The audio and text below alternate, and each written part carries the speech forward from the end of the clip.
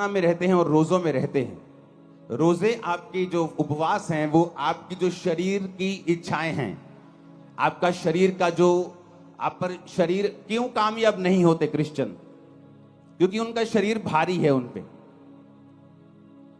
Bible का वचन इतना क्लियर और सख्त है और इतना शानदार है कि क्या कहने, मैं आपको बताता हूं। वचन कहता है कि एसाव याकूब दो जुड़वा भाई थे। बड़ा कौन था? बड़ा कौन था? सिर्फ इसी स्पीकर से मेरे को आवाज आ रही। ओवर। अपने पड़ोसी को बोलो, बड़ा कौन था? कौन था? और बाइबल कहती है एसाव जब आया तो अपने भाई को उसने दाल पकाते हुए देखा। कहता है दाल मुझे चाहिए। कहता है दाल तुझे दे दूंगा, लेकिन तू बड़ा है। जुड़वा थे पहले, वो आया था। कहता तू बड़ा है तो तू ऐसा कर, अपने बड़े होने का पद मुझे बेच दे। याकूब ने कहा तू बड़ा है तो अपना पद मुझे दे दे, मैं दाल तुझे दे दूंगा। और वचन कहता है कि एक बार के भोजन के बदले में उसने अपने बड़े होने के पद को बेच दिया। और जब आशीष पाने के लिए निकला अपने बाप से, क्योंकि बड़ों को ज्यादा आशीष मिलती थी पहलोठों को, तो लिखा वो आशीष पाने के योग्य नहीं ठहरा। आंसू बहाने पर भी, तौबा करने पर भी उसे कोई भी आशीष नहीं मिली। क्यों? क्योंकि उसने शरीर को फॉलो किया था।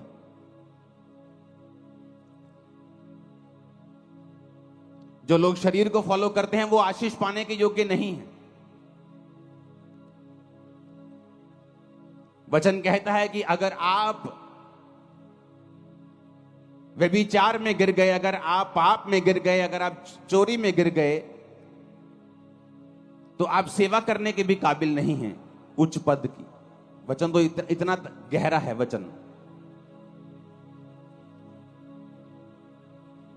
तो शैतान लोगों को नाकामयाब कैसे करता है? उनको शरीर के पीछे लगाता है, उनको पाप के पीछे लगाता है, डर के पीछे लगाता है, लोभ के पीछे लगाता है, लालच के पीछे, घमंड के पीछे, व्यभिचार के पीछे। और रोजे के उपवास क्या करता है? जब आप उपवास करते हैं, उपवास आपके शारीरिक जो आपका बॉस बन गया शरीर। अगर शरीर ने कह दिया कि रात को आपको मोबाइल देखना ही देखना है, गंदी फिल्म देखनी ही देखनी है, तो आप उसको करते हैं, क्योंकि आपका शरीर भारा है, आपकी स्पिरिट हल्की है। आपका बॉस आपका शरीर है। और इसीलिए जब आत्मिक कामों में आप जाते हैं, जब आपको एक ब्रेक थ्रू की जरूरत होती है, जब आपको एक हीलिंग की जरूरत होती है, जब आपको परमेश्वर का हाथ चाहिए होता है, तब क्या होता है? तब आप चाहते हुए भी कुछ नहीं कर सकते, क्योंकि आपकी आत्मिक जो जिंदगी है वो कमजोर है। और जब आपको जरूरत होती है आप कुछ कर नहीं पाते हैं। अपने हाथों को उठाओ, प्रभु से कहो, खुदावन मैं अपने शरीर के अनुसार नहीं, अपनी आत्मा के अनुसार चलो, प्रभु यीशु मसीह के सामर्थी नाम में। दूसरा तिमुथियुस 2 उसकी 20 से 22 आयत, उसमें लिखा है बड़े घर में ना तो केवल सोने चांदी के, पर काठ और मिट्टी के बर्तन भी होते हैं। कोई कोई आदर, कोई कोई अनादर के लिए, कोई अपने आप को, यदि कोई अपने आप को इनसे शुद्ध करेगा तो आदर का बर्तन और पवित्र ठहरेगा और स्वामी के काम आएगा और हर एक भले काम के लिए तैयार होगा। जवानी की अभिलाषाओं से भाग, और जो शुद्ध मन से प्रभु का नाम लेते हैं उनके साथ धर्म, विश्वास, प्रेम और मेल मिलाप का पीछा कर। परमेश्वर ने कहा बड़े घर में सिर्फ सोने और चांदी के ही नहीं, काठ और मिट्टी के बर्तन भी होते हैं। अब आपके घर में बहुत से बर्तन हैं। एक आपके घर में गिलास है, आपकी रसोई घर में, जिससे आप पानी पीते हैं। प्लेट पड़ी है जिससे आप खाना खाते हैं। एक बाल्टी ऐसी पड़ी होगी, वाटर कूलर पड़ा होगा जहां आप पानी स्टोर करके रखते हैं, उससे पानी पीते हैं। और एक कहीं नुक्कड़ में रसोई घर में एक कूड़ेदान का बर्तन भी पड़ा होगा, जहां हर तरह का कूड़ा, खराब वस्तु, खराब खाना, बिगड़ा हुआ खाना आप उस कूड़ेदान में डालते हैं। वचन क्या कहता है कि वो कूड़ेदान का जो बर्तन है वो भी उसी घर का है, और जो आदर का बर्तन है जो स्वामी के मुंह से लगता है वो भी उसी घर का बर्तन है। तो परमेश्वर ने कहा कि लोग है तो मेरे विश्वासी, है तो मेरे बच्चे, है तो मेरे ही घर के बर्तन, पर कोई तो आदर का बर्तन है और कोई निरादर का बर्तन है। और लिखा जो कोई अपने आप को इनसे शुद्ध करेगा, किन से? व्यभिचार से, पाप से, शरीर के कामों से, निंदा से, चुगली से, विश्वासघात, माता पिता की आज्ञाओं को ना मानना, ढीठ, घमंडी, लड़ने वाले, गालियां निकालने वाले। परमेश्वर ने कहा अगर तुम इन चीजों से अपने आप को शुद्ध नहीं करोगे तो तुम अनादर के बर्तन ठहरोगे, और अगर तुम अपने आप को इन चीजों से शुद्ध करोगे तो आदर के बर्तन ठहरोगे। अगर तुम आदर के बर्तन ठहरोगे तो स्वामी के काम आओगे।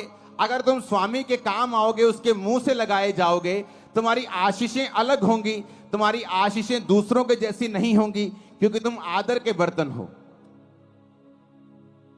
लिखा है क्योंकि मनुष्य स्वार्थी, लोभी, डींगे मारने वाला, अभिमानी, निंदक, जिसे अपना ही स्वार्थ है, जो हर काम अपने ही फायदे के लिए करता है, लोभी है, लालची है, हर चीज को बेचना आता है उसे,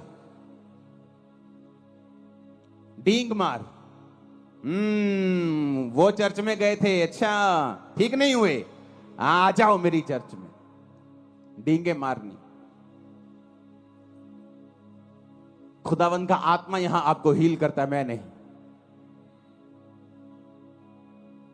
और ये सुनो मेरी बात, आप गवाह होंगे, और आप गवाह हैं, लंगड़े चलाए जाते हैं और कोढ़ी शुद्ध किए जाते हैं। लेकिन आपने कभी ऐसा नहीं सुना होगा कि अगर चंगाई चाहिए तो सिर्फ मेरी चर्च में आओ। यह निशानी है कि वो पास तक गिर चुका है और वचन में नहीं। अभिमानी, निंदक, माता पिता की आज्ञा टालने वाला, कृतज्ञ यानी विश्वास, थैंक्स गिविंग ना करना, ऐसे दो तरह के लोग होते हैं। प्रभु के सामने कृतज्ञ, लोगों के सामने कृतज्ञ। प्रभु जो मर्जी कर दे उसका थैंक्स नहीं करते, अगली डिमांड, उसके अगली डिमांड। जो प्रभु ने पीछे किया उसका कोई थैंक्स नहीं, अगली डिमांड, उससे अगली, उससे अगली, उनको कृतज्ञ बोलते हैं। और ऐसे लोग भी होते हैं, आप अगर उनके लिए कुछ करेंगे, बोलोगे ले मैं तो इनका वर्कर हूं, ये तो इनका फर्ज बनता था करना। मैंने लाइफ में वर्कर देखे 30-30 साल से काम करते हुए, सेम सैलरी, धीरे धीरे सैलरी बढ़ रही है कछुए की चाल से, और कोई हेल्प नहीं की। मैंने देखे हैं वर्कर लोगों के घरों में काम करते, लोगों की जिंदगी में काम करते हुए। तो उसने कहा जब तुम्हारी हेल्प हो, जब तुम्हें कुछ मिले तो उसका थैंक्स करो, वो इंसान हो या परमेश्वर। अपवित्र, दया रहित, क्षमा रहित, दोष लगाने वाला, असंयमी, कठोर, भले के बैरी, विश्वासघाती, ढीठ, घमंडी, प्रभु के नहीं सुख विलास के चाहने वाले, भक्ति का भेष धरेंगे पर शक्ति को ना मानेंगे, ऐसों से परे रहना। परमेश्वर ने कहा यदि तुम अपने आप को इनसे शुद्ध करोगे तो आदर के बर्तन ठहरोगे। पौलुस को देखो, कई बार हम दुखों से निराश हो जाते हैं कि परमेश्वर ये दुख क्यों आया, ये दुख क्यों है। 2004, 5, 2006, 2007, 8, 9 तक, 10 तक मैं हमेशा परमेश्वर के सामने कंप्लेंट ही करता रहता था, खुदावन ये मेरी लाइफ में प्रॉब्लम क्यों नहीं जा रही, सेवा में आने के बाद भी ये दिक्कत क्यों नहीं खत्म हो रही, ये मेरी लाइफ से क्यों नहीं जा रहा, ये संघर्ष खत्म क्यों नहीं हो रहा। आज हम पौलुस की पत्रियों को पढ़ते हैं। अगर हम पौलुस की पत्रियों को पढ़ते हैं, उन 13-12 जितनी भी 13 पत्रियां हैं, तो पौलुस की पत्रियों को पढ़ते पढ़ते हमें यह समझ आती है कि पौलुस ने अपनी 13 पत्रियों में एक ही बात की है, तुम्हारे कैरेक्टर को किस तरह से मजबूत रखना है, क्योंकि शैतान तुम्हारे कैरेक्टर को खत्म करके ही तुम्हारी लाइफ में काम करता है। और पौलुस ने कहां से ये पत्रियां लिखी हैं? जेल में से। जेल कैसे गया? सुसमाचार के लिए, अपने पाप के लिए जेल नहीं गया। वो लोग अपने पापों के लिए जेल जाते और बोलते कि मैं प्रभु के लिए जा रहा हूं, लेकिन बाइबल कहती है वो खुदावंद के कामों के लिए, लोग उससे जेलसी करते थे, वो जेल में गया। जेल में गया तो एक आम इंसान सोच सकता है कि अगर ये परमेश्वर का दास है तो फिर जेल में क्यों गया, फिर प्रभु इसको बाहर क्यों नहीं निकालता। लेकिन वचन में क्या लिखा है? वचन में लिखा है कि जब वो जेल में गया तो वो सारी पत्रियां उसने जेल के अंदर से लिखी। प्रभु को मालूम था पतरस की इतनी पत्रियां क्यों नहीं, क्यों मैं बताता हूं, क्योंकि पतरस बाहर से विकाई में था और हर टाइम बिजी रहता था, कभी वहां कभी वहां कभी वहां मीटिंग है, कभी वो विश्वासियों के पास, कभी उस कलीसिया के पास। उसकी केवल 2 पत्रियां बाइबल में है, पहला पतरस और दूसरा पतरस। अब जब सेवकाई में कोई तो चाहिए जो इस लेवल का हो, जो पतरस के लेवल का हो, जो यूहन्ना के याकूब के लेवल का हो, उसी की पत्रियां काम आएंगी। छोटे लेवल का कोई लिखेगा तो उसकी पत्रियों में वो बात नहीं होगी, वो पवित्र आत्मा की भरपूरी नहीं होगी। तो परमेश्वर जानता है कि पौलुस एक ऐसा जन है जो उस लेवल का प्रेरित है। और वचन क्या कहता है? वो जेल में गया और उसने पत्रियां को लिखा। परमेश्वर का उसको जेल में डालने का रीजन ये था कि आने वाले समय में इतनी सेवकाई का असर पतरस का नहीं हुआ जितना पौलुस का हुआ। आज हम किसकी पत्रियों को पढ़ के अपने कैरेक्टर को सही रखते हैं? पौलुस की पत्रियों को पढ़ के, हाँ या ना? पौलुस की पत्रियां पढ़ते हैं।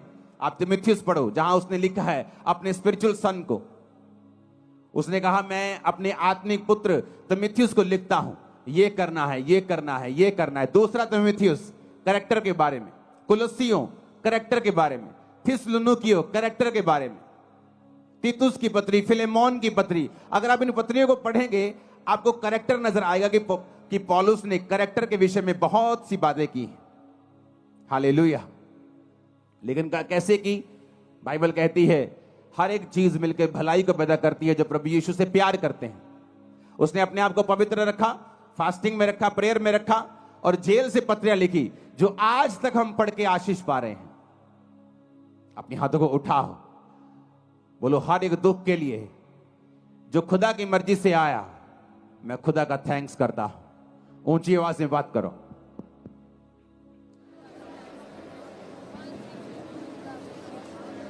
थैंक्स करो ऊंची आवाज में। और पिता मैं विश्वास करता हूं कि आप कुछ बड़ा करेंगे उन्हीं दुखों के बीच से, यीशु के नाम में। अब हम फास्टिंग क्यों करते हैं? जब शरीर आपका स्वामी है, आज आपको रोजा रखना है 5 बजे तक, लेकिन सुबह आपको इतनी भूख लगी छोले भटूरे देख के कि आपने अपना रोजा खोल लिया, क्योंकि आपका शरीर आपका स्वामी। आप फैसला करके उठे, नहीं ये व्यभिचार से मैं दूर रहूंगा, लेकिन आज वो लड़की बड़े सुंदर कपड़े डाल के आई, आप अभी भी उसे देख रहे हैं। क्यों? क्योंकि आपका शरीर आपका स्वामी है। जब आपका शरीर आपका स्वामी है तो आपकी लाइफ में वो काम नहीं हो सकते जो आपको बंधनों से मुक्त करेंगे, फ्री मैन आपको करेंगे, एक लेवल तक आपको लेके जाएंगे। आप कभी उस लेवल तक नहीं आ सकते, क्योंकि आपका शरीर आपका स्वामी है। आपको मालूम है कि आपका मोबाइल, आपकी फेसबुक स्क्रॉलिंग आपके टाइम को वेस्ट कर रही है। ये टाइम आपको प्रेयर में देना है। क्यों? क्योंकि आपका शरीर आपका स्वामी है। आप जब फैसला कर लेते ये काम मैं नहीं करूंगा और आप प्रार्थना में चले जाते, उस तरीके से आप अपनी आत्मिक लाइफ को, अपनी आत्मा को अपने जीवन का स्वामी बना देते हैं। और वचन कहता है जो आत्मा से चलेगा वो जिएगा। आमीन। हालेलुया। ऊंची आवाज में हालेलुया।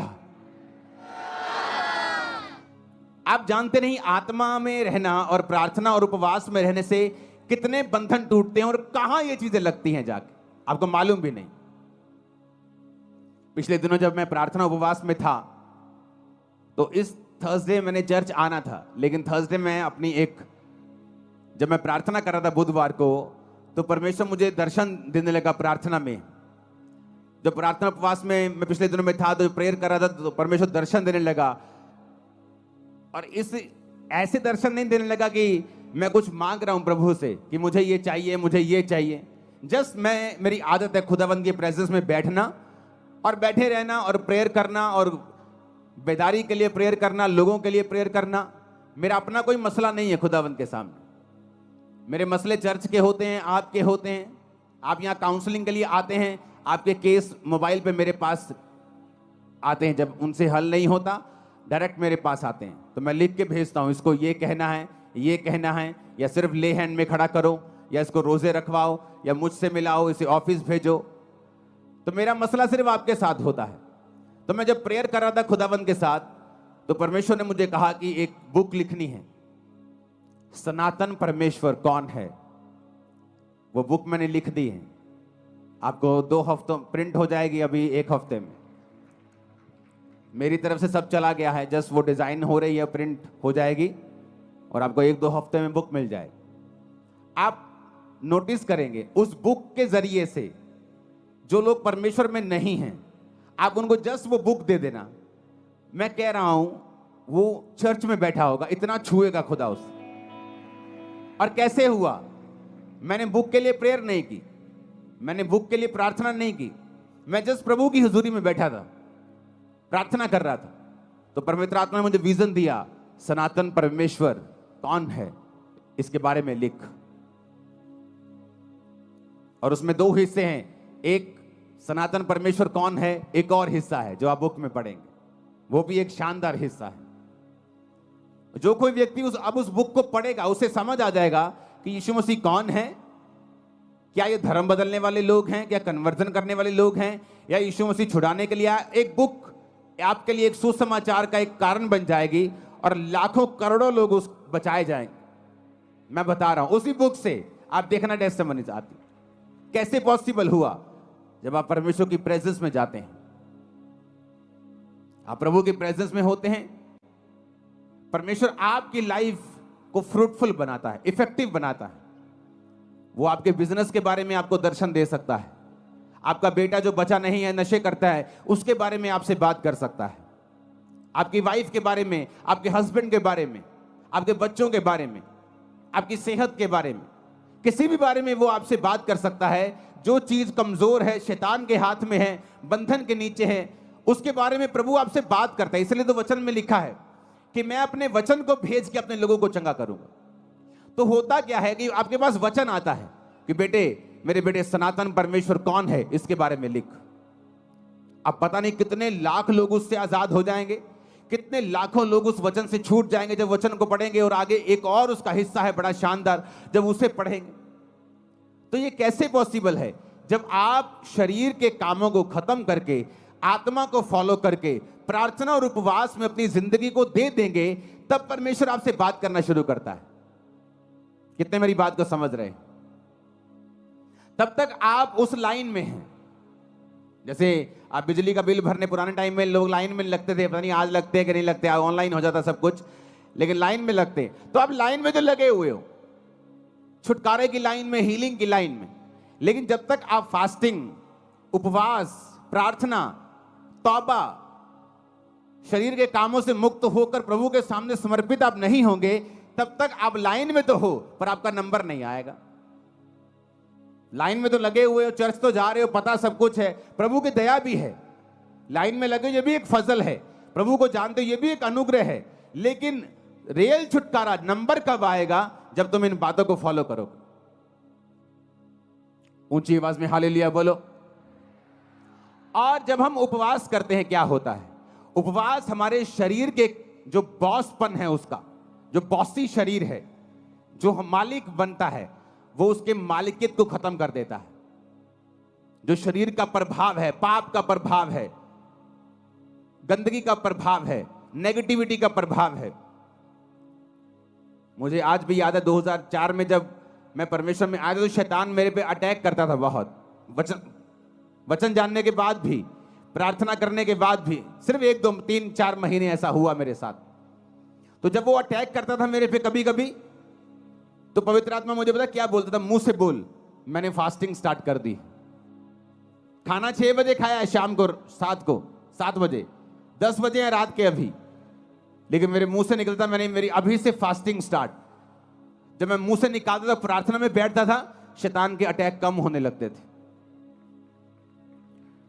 सिर्फ मुंह से निकाला, फास्टिंग स्टार्ट है। मैं फास्टिंग से, प्रेयर से, उपवास से शैतान के ऊपर मैंने फतह पाई। जब आप फास्टिंग करते हैं, आपका जो शरीर बॉस है, उसकी जो मालिकियत है, बॉसीपन है, वो खत्म होता है। वो कम शरीर जो है, उसकी जो इच्छाएं हैं, वो आप देखना फास्ट रख के, खासकर जो लोग दिन रात के फास्ट में, दिन दिन के फास्ट में, ये इतना प्रभावित नहीं होता। मैं आपको बता रहा हूं, फायदा होगा, उसका फायदा होगा, प्रभु आपकी प्रेयर को सुनेगा, फास्टिंग कबूल होगी।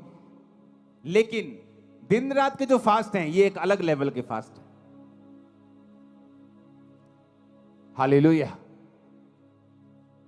तो जब दिन रात के फास्ट हम रखते हैं, तो आपके शरीर के अंदर से जो जो कब्जा किया हुआ है शैतान ने, जो बंधन है, जो बॉन्डेजेस हैं, पाप के प्रति आपका खिंचाव है, प्रभावित है आप उससे, आप कंट्रोल नहीं कर पा रहे हैं, आप दिन रात के फास्टिंग में चले जाएं। आप देखें आपकी आत्मा कैसे आपका बॉस बनती है। इसलिए वचन में क्या लिखा है, जब तुम शरीर के अनुसार चलोगे तो मरोगे। कौन सी मौत के बारे में बात कर रहा है? वो शारीरिक मौत की बात नहीं कर रहा है इसमें। वो एक ऐसी मौत की बात कर रहा है जो आज सब घरानों में काम करती है। हस्बैंड वाइफ तो हैं, लेकिन मैरिड लाइफ मरी हुई है। नाम से तो ठेकेदार है, पर बिजनेस मरा हुआ है। क्योंकि वचन कहता है जब तुम शरीर के अनुसार चलोगे तो मरोगे, पर अगर कहता आत्मा के अनुसार चलोगे तो जियोगे। हालेलुया।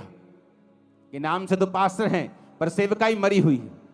कोई रिजल्ट नहीं, कोई उत्साह नहीं लोगों में, कोई अधीनगी नहीं, कोई लाइफ नहीं, कोई बोना नहीं, कोई प्रेयर नहीं। क्यों? आपको शरीर के ऊपर पास्टर को फतह पानी पड़ेगी, उसको पाप के ऊपर फतह पानी पड़ेगी, फिर वो लोगों को लीड कर सकता है। हालेलुया। आप जब फास्टिंग करेंगे, आपके शरीर के अंदर से वो जो पाप का प्रभाव है, जो हैवीपन है, जो अट्रैक्शन है, जो लालसा है, जो तलब है, वो खत्म होती है। आपकी आत्मा आपका बॉस बनती जाती है। और एक दिन में नहीं, या एक साल में, 6 महीने में नहीं होता, ये कॉन्टिन्यू एक प्रोसेस है। जिस तरह मौसम बदलते हैं, गर्मी आती है, सर्दी आती है, बारिश आती है, आपकी आत्मा के जीवन में भी कई बार विश्वास में आप टॉप पे होते हैं, कई बार शैतान आपके विश्वास को हिला रहा होता है, मौसम आते हैं। पर जब आप कंटिन्यू फास्टिंग में और प्रेयर में रहते हैं, आप हर मौसम से निकल जाते हैं और आगे बढ़ते हैं। फिर समय आता है जो वचन में लिखा है कि फिर समय आने पर मैं तुझे फल दूंगा।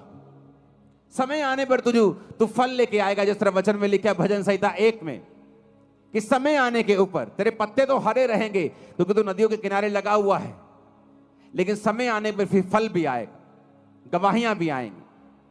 आमीन। ऊंचे वाला चाहिए चर्च, ऊंची आवाज में आमीन बोलो। हालेलुया। ऊंची आवाज में हालेलुया बोलो। अपने पड़ोसी को बोलो, जो कोई अपने आप को इनसे शुद्ध करेगा वो आदर का बर्तन ठहरेगा और स्वामी के काम आएगा और हर एक भले काम के लिए तैयार होगा। आमीन। ऊंची आवाज में आमीन बोलो। Hallelujah, hallelujah. तो फास्टिंग, उपवास,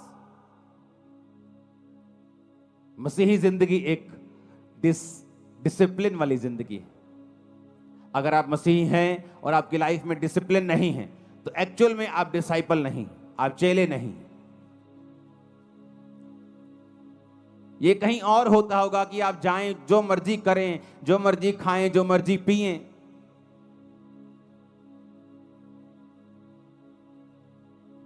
लेकिन मसीह में ऐसा नहीं होता।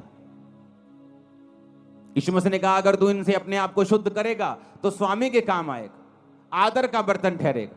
क्योंकि बड़े घर में आदर के बर्तन भी होते हैं और निरादर के बर्तन भी होते हैं। तू देख अपने आप को परमेश्वर के घर का आदर का बर्तन ठहराना चाहता है या निरादर का बर्तन ठहराना चाहता है। हालेलुया। बड़े घरों में आपने सोने के बर्तन देखे होंगे, ये जी बोन चाइना का सेट लेके आए हैं जी 15,000 का। कभी कूड़ेदान लेके आए हो 20,000 का, 25 कूड़ेदान लेके आए हो कभी? 1,00,000 रुपए का कूड़ेदान लेके आए हैं जी। सोने के इसमें ओरिजिनल 24 कैरेट गोल्ड का उसमें लाइनें लगी हुई हैं। आप कभी नहीं करो। आप कूड़ेदान लेके आओगे बस मजबूत सा दे दो जी, कूड़ा डाले तो टूटे नहीं। लेकिन बर्तन लेके आओगे शानदार, जिससे पीना है, जिससे खाना है।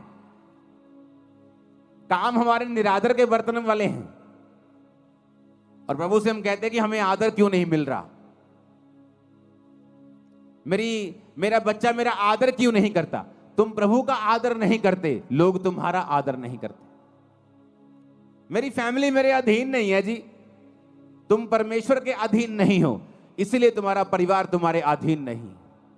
मेरा पति मेरी बात नहीं सुनता, तुम प्रभु की बात नहीं सुनती, इसलिए तुम्हारा पति तुम्हारी बात नहीं सुनता। सब कुछ जुड़ा हुआ है।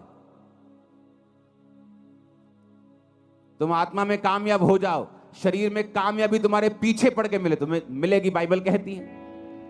आत्मा में कामयाब हो जाओ, शरीर में कभी भी फेल नहीं हो सकते तुम लोग, कभी भी, नेवर। वो लाइन चेंज कर देगा तुम्हारी, लेकिन फेल नहीं होने देगा।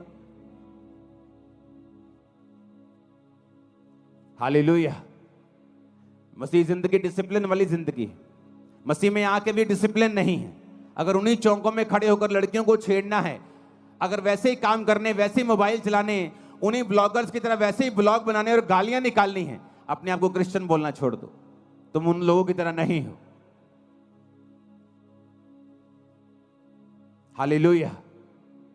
जो लोग सुनते हैं संसारिक और शारीरिक गाने, मैंने क्रिश्चियन लोगों की शादियों में बजते हुए देखे हैं गाने, शराब के गाने, कोट कोट पिला दे, शराब के गाने क्रिश्चियन लोगों की शादियों में। इमेजिन करो कैसी बरकत परमेश्वर देगा उन्हें। सोचो, जहां बरकत होनी चाहिए, जहां प्रभु की प्रेजेंस होनी चाहिए कि एक जोड़ा सदा के लिए मिल रहा है, वहां पे खुदा की अगर प्रेजेंस होगी तो उनकी लाइफ में बरकत आएगी, और वहां शैतान की प्रेजेंस होती है।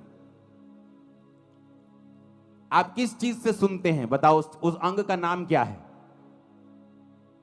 बोलो। कान से? कहां है कान? ये कान नहीं, इससे नहीं सुनते आप, मालूम है कि नहीं? मेरा क्लोजअप दिखाओ जरा। आप इससे नहीं सुनते हैं। ये जो कान है, इससे सुनते हो आप? नहीं, इसके अंदर एयर ड्रम, इसके अंदर कान का एक पर्दा है, उससे सुनते हो आप। इससे थोड़ी सुनते हो। ये तो एक मांस का टुकड़ा है। पहलवान देखे कभी ओलंपिक वाले? उनके यहां देखा क्या हुआ होता है? वो बज बज के उनके कान फट फट के मोटे हुए होते यहां से। अगर ये सुनते हैं तो जब वो मोटे हो जाते हैं, फिर वो कहां से सुनते हैं? वो तो अंदर से सुनते हैं भाई, इधर से। कान के अंदर जो होल है, यहां एक, वहां अंदर आवाज जाती है, कान का पर्दा उसे रिसीव करके सिग्नल भेजता है, दिमाग में जाते हैं तो आवाज आती है। ये थोड़ी सुनता है। फिर ये बनाया क्यों है? बात तो ये है, प्रभु ने कोई चीज फालतू में तो बनाई नहीं है।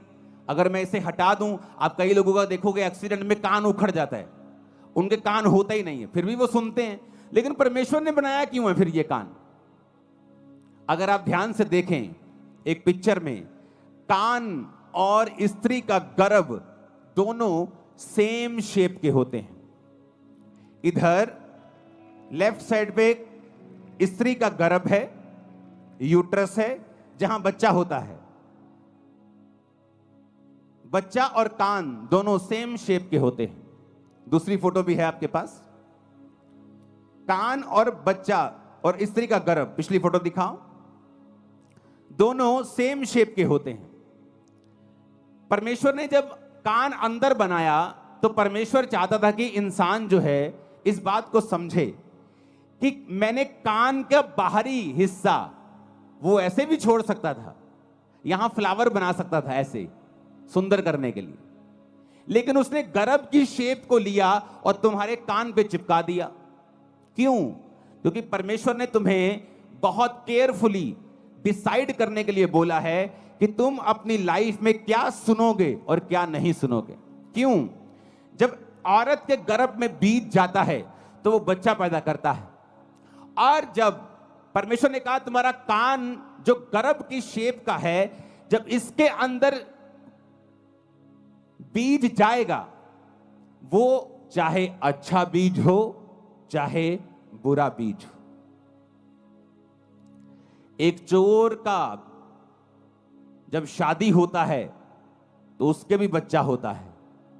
एक जादू टोना तांत्रिक, एक बंदों को मारने वाला एक कातल, जब वो भी शादी करता है तो बच्चा पैदा होता है। एक धर्मी जब शादी करता है तो भी बच्चा पैदा होता है। तो बच्चा अच्छा है या बुरा है, ये निर्भर करता है कि कौन उसे पैदा कर रहा है। परमेश्वर ने तुम्हारे कान को गर्भ के जैसा इसलिए बनाया है कि परमेश्वर कहता है कि कान के अंदर क्या डलेगा, अच्छा या बुरा, ये तुम डिसाइड करोगे। जैसा तुम डालोगे तुम्हारी जिंदगी का फल वैसा ही होगा, अच्छा या बुरा। अब तुमने गाने डालने हैं, शराब के गाने डालने हैं, वो गाने डालने जिससे बीपी बढ़ जाता है, तुम शारीरिक जोश में आ जाते हो, वड देंगे, टोक देंगे, तुम्हारा वो भला करने वाले नहीं। मैं खड़दा, मैं जानदा, मैं आंदा, वो तुम्हारा भला करने वाले नहीं। इसलिए प्रभु ने कहा ध्यान से देखो कि क्या सुनते हो। जब मैं चर्च में से वापस आया करता था तो मेरी आदत थी हिंदी गाने सुनने की, तो हिंदी गाने में सुनता था। और एक दिन पवित्र आत्मा ने मुझे प्रेरित किया, तो मैंने अपने भाई से, क्रिश्चियन भाई से पूछा, मैंने कहा क्या बेनीहीन गाने सुनता है? जैसे मैं हिंदी गाने सुनता हूं, बेनीहीन भी इंग्लिश गाने सुनता है फिल्मों के? कहता नहीं हो यार, वो नहीं सुनता होगा। मैंने कहा अगर वो नहीं सुनता होगा तो मुझे भी नहीं सुनने चाहिए। अगर मुझे प्रभु में बढ़ना है तो हिंदी गाने सुनता हूं तो मुझे मेरे अंदर वही फीलिंग्स आती हैं। तो अगर वो भी फीलिंग्स आएंगी, चर्च जब मैं जाके सॉन्ग प्रभु का सुनता हूं तो वो आत्मा वाली फीलिंग आती है। तो मैं अपने शरीर को दो चीजों से भर नहीं सकता हूं। एक ही सोते से खारा और मीठा दोनों पानी तो नहीं निकल सकते, तो चुनाव करना पड़ेगा। उस दिन से कैसेट्स होती थी, तब सारी फेंक दी थी, कोई गाना नहीं सुनना। और पवित्र आत्मा कैसे भरता है? जब मैं सॉन्ग सुनता था, ये सुखविंदर साथ होता था सॉन्ग 2004 से 5 से, जब गीत गाते थे, सॉन्ग सुनते थे, तो वो सॉन्ग सारा हफ्ता दिमाग में बजता था जब तक अगली मीटिंग नहीं आती थी। 3-4 दिन वो सॉन्ग बजी जाना आत्मा में, जब तक कोई और सॉन्ग नहीं सुन लेना। तो उस वजह से पवित्र आत्मा से हम भरपूर रहते थे, सब लोग जितने इस नियम के ऊपर चलते थे। तो परमेश्वर ने कान क्यों बनाया, उस फोटो को देखेंगे। परमेश्वर ने कान गर्भ के जैसा क्यों दिया है, जबकि जो सुनने वाली चीज है वो तो अंदर है। कान का पर्दा तो अंदर है। लोग बोलते जी मेरे थप्पड़ मारा किसी ने, कान का पर्दा फट गया, अब सुनता नहीं। अगर इस कान से सुना जाता तो ये फटता तो कान नहीं सुनता, पर अंदर का पर्दा फटता है तो कान नहीं सुनता। क्योंकि ये परमेश्वर ने गर्भ के जैसा बनाया है, ताकि जो कुछ तुम अंदर लोगे, गाने, गालियां, सांसारिक चीजें, किस दोस्त के साथ आप बैठ रहे हो, ऐसा दोस्त जो आपके साथ जब बैठता है, जब आप उठते हैं तो आपका विश्वास कम हुआ होता है, वो आपके अंदर नेगेटिव चीजें डालता है। ओ ठीक है चर्च, ओ कदी कदी चल जाया कर, उन लोगों ने भी बना के रखनी है, ओ ले कड़ी चर्च है जी सारे लोगों को वखरा ही कर देती है, और आप थोड़ी इतना। आप क्या सुनते हैं मायने रखता है। आप अगर नेगेटिव सुनेंगे और उस नेगेटिव को कैंसिल नहीं करेंगे, आपने मान लिया कुछ नेगेटिव सुना और आपको मालूम नहीं है कि उसे कैंसिल करना है, उसे रिजेक्ट करना है, ऐसे लोगों के पास नेक्स्ट टाइम मत बैठें जहां बैठने पर आपका विश्वास कमजोर होता है। कुछ महीनों के लिए त्याग दें। वो दोस्त जो मैंने 2007-8 में त्याग दिए, 15-16 साल बाद मुझे मिलते हैं आज, लेकिन आज मेरी बातों का असर उन पे होता है, उनकी बातों का असर मेरे पे नहीं होता। क्यों? एक समय था अगर क्रिश्चियन होने के बाद भी अगर मैं उनके साथ रहता तो हो सकता उनकी बातों का असर मुझ पे होता। जब मैंने अपनी 10th को कंप्लीट किया था तो मेरे कई नए दोस्त स्कूल से बाहर बने थे, और उसमें से एक दोस्त मेरा ऐसा था जिसका मेरे ऊपर बहुत प्रभाव था। मोस्टली मेरा प्रभाव मेरी टीम पर, मेरे लोगों पर होता था, लेकिन एक दोस्त ऐसा था जिसका प्रभाव मुझ पे होता था, जो मुझे प्रभावी लगता था।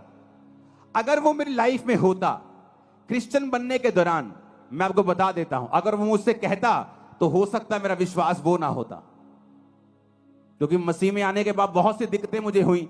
मेरी फैमिली ने मुझे त्यागा, छोड़ा, लोगों ने मुझे डांटा, रिश्तेदारों ने मेरी डांट लगाई, मुझे मेंटली बहुत सा डिस्टर्बेंस पैदा करने की मेरी लाइफ में कोशिश हुई।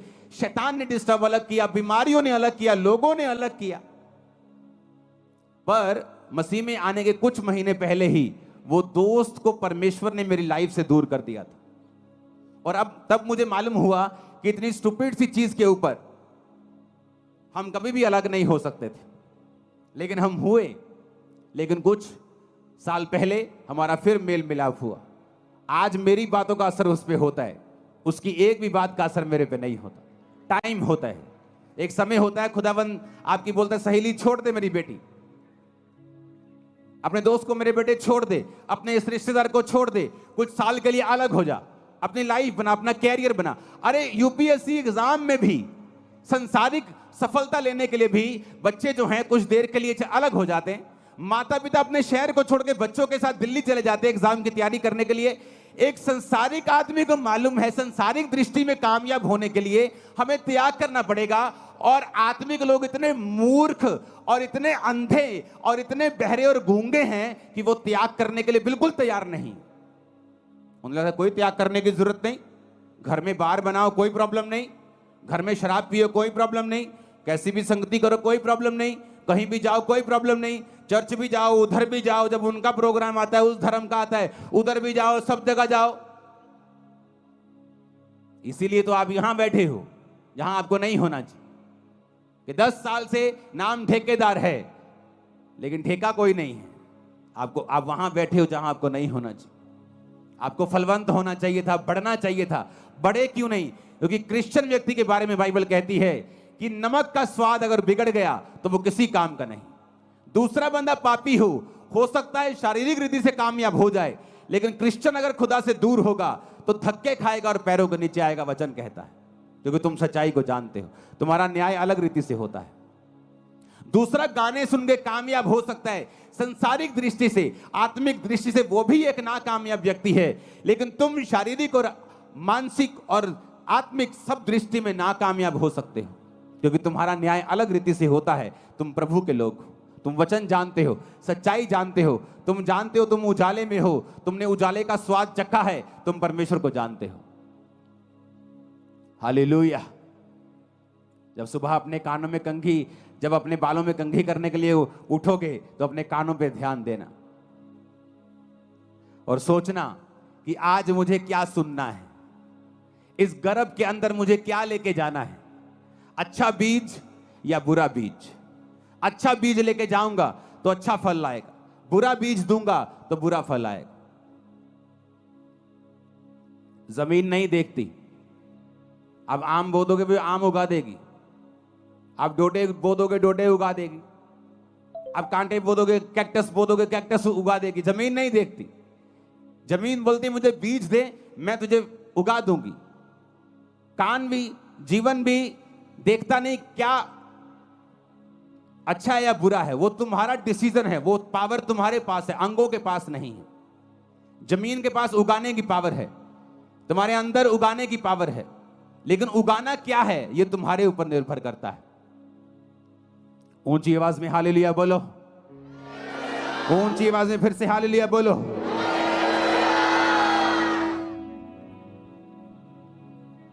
इसलिए बाइबल कहती अवसर को बहुमूल्य समझो और देखो तुम्हारे अंदर क्या जाना चाहिए, अच्छा या बुरा। अपने हाथों को उठाओ